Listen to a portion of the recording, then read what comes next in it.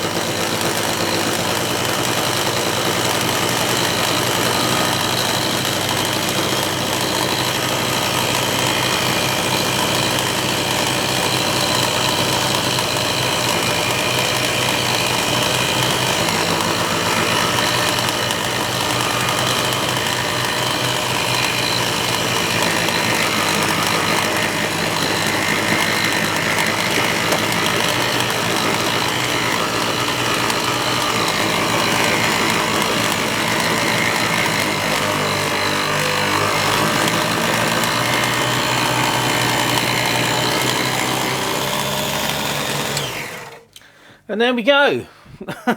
that's you know what it does, and it seems to work very well. I'll bring you in a little bit closer on that.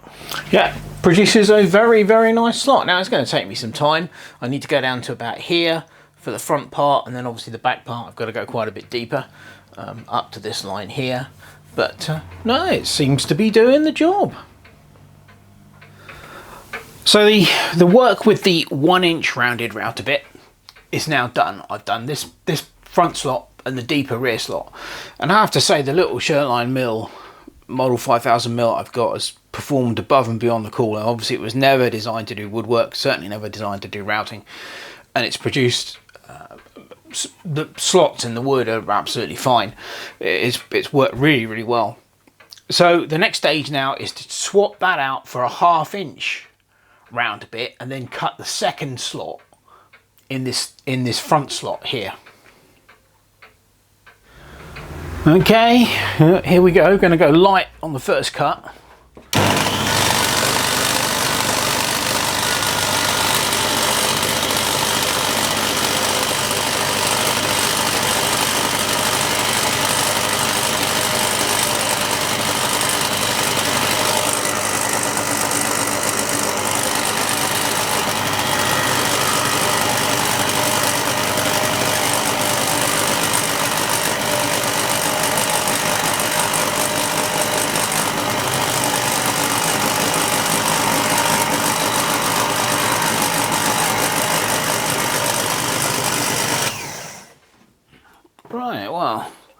That's looking okay, I think.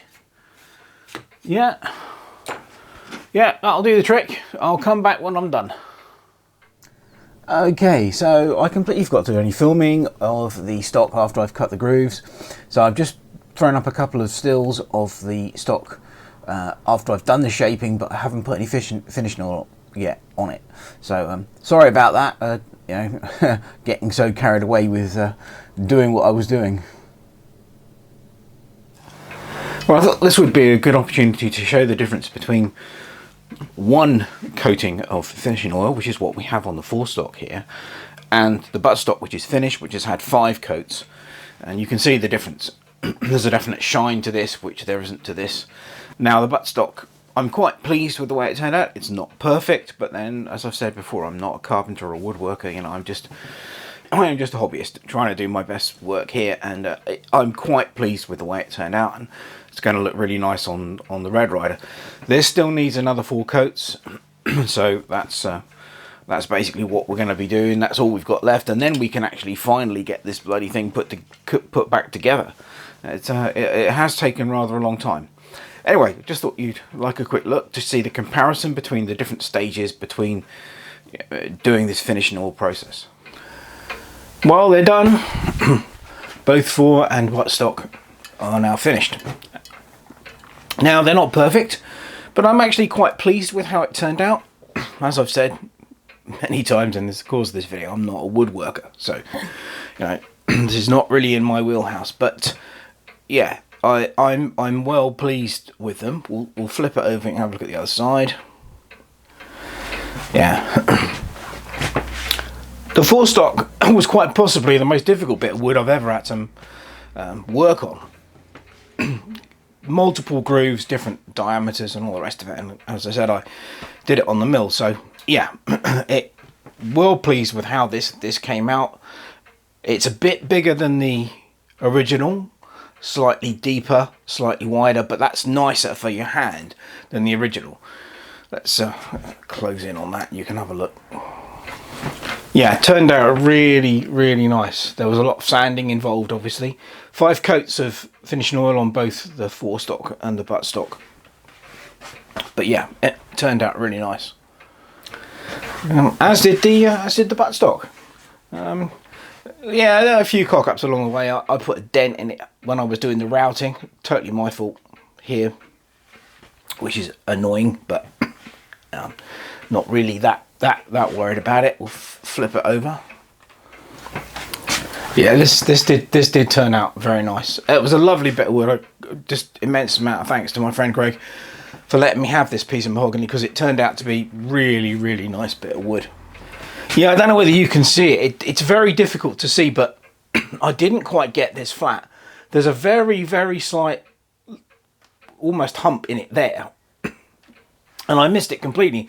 And I only noticed it when I'd already started putting the finishing oil on. But like I said, it's very, very difficult to see. It's very difficult to notice it. But no, it's I think it turned out okay. So there's a shot with the originals in place. Actually, this wants to come this way a little bit. So you can see the difference. You know, there is a good 2 inches extension onto the buttstock compared to the original, and it is also about 3 or 4 mil wider. The forestock's probably a couple of mil wider, something like that, maybe 3 mil, but it's just enough to make it's much more comfortable to hold. And of course the whole thing has got a lot more weight to it now than it had originally, and it feels just so much nicer. So I've cut some images from the video I've shot just now of this as it is with the new stocks on. I also cut an image from the first videos I shot of the gun when I first got it with the original stocks on. I'm going to try and create a composite picture so you can see them side by side. So I'll throw that up now.